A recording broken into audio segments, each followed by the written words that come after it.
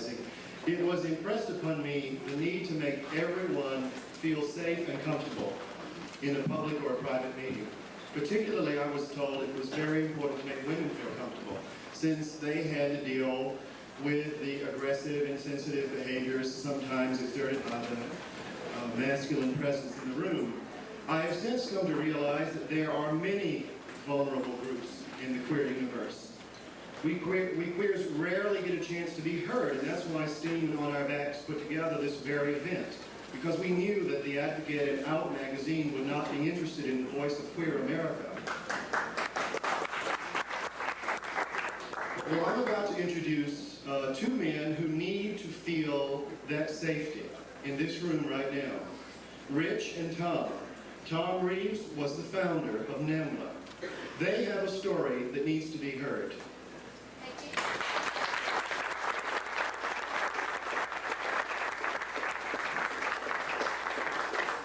you. I'm the queerest of the queer.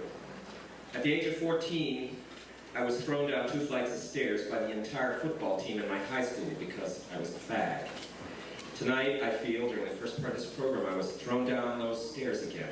I've been thrown down those stairs over and over, and worse. I love boys, and boys love me. I ask you tonight, please don't leave. Some people already have been. Please hear us. Give us the space we never have. Why are we attacking each other?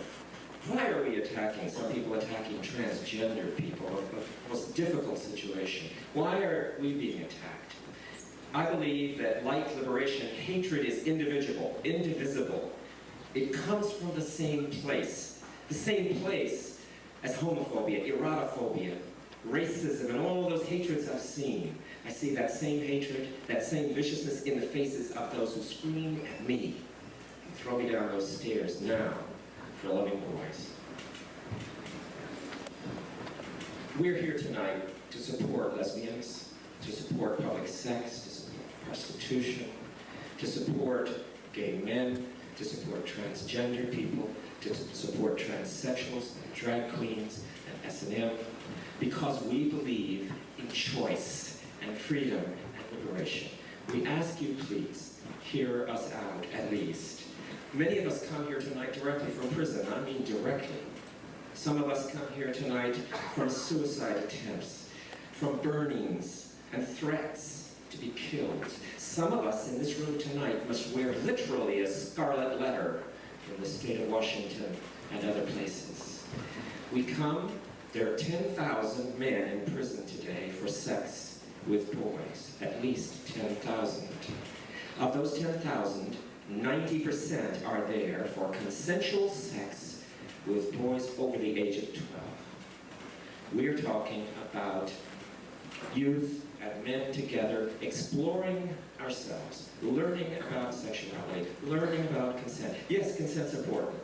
Consent's important in politics and religion. It's no different than sex, unless you are afraid of sex, unless sex somehow worries you. Tonight I ask you, please don't prejudge us at our sexuality based on what is said by the media, the government, the police, the psychiatrists, the social workers. Somehow I don't think they describe you very well. Please let us tell you who we are. Hello, my name is Richard Stearns, also known as Richie. I'm 25 years of age. I'm an antique dealer. My family lives in West Virginia, but I grew up in Baltimore. About the time I met Tom, I just turned 14. Things were pretty hard in my life. I spent a lot of time on the streets, and I discovered sex very young, with both girls, boys, men, and women. I felt that sex was good, and I still love it. Tom is not the first man I went out with. Today I'm bisexual, but I identify as gay, and I'm happy about it. My girlfriend, some of my straight friends, went last Sunday to Gay Pride in Baltimore, along with several of my past and present lovers, including Tom. I'm Tom Reeves. I teach history. I'm 55. My first lover was 14, and I was then 23. He is still my good friend. He's a prominent Canadian documentarian and writer. After 33 years of relationships, James Dubrow was here tonight, came down from Toronto to be here, and I thank him for that. I've had many other lovers from age 13, the youngest, to age 70, the oldest, but mostly teenagers. Many of my lovers have been my friends for life, and a few have lived with me for long periods. When I met Richie, I was also going through hard times. Because of my NAMBLA activism, I was under very heavy political surveillance. The FBI spent $10 million trying to prove we'd done something illegal and didn't. I went through one trial, though. My home invaded by police, my belongings seized, my diaries taken and never returned. There were sensational and false headlines. Then about that time I met Richie. We had to be very careful. I just ran away from home. The cops were pressuring me to testify against a gay man I knew. When they caught me trespassing with other kids on a parking lot, they told me I'd go to jail for a long time if I didn't cooperate. I did not cooperate to nail this gay guy.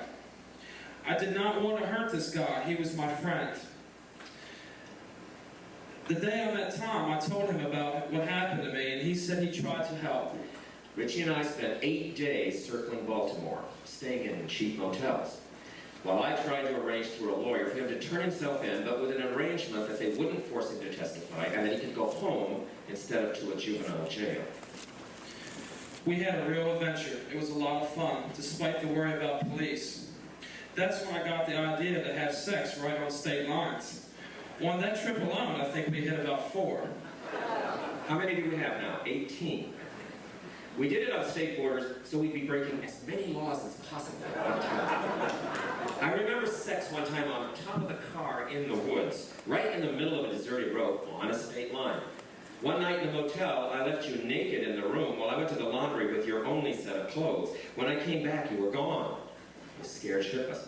I found you playing a video game in a nearby store wearing only a towel. We also had sex in a cave. It was a guided tour, but we managed to make out behind a stalactite. Richie loved to get naked in the car.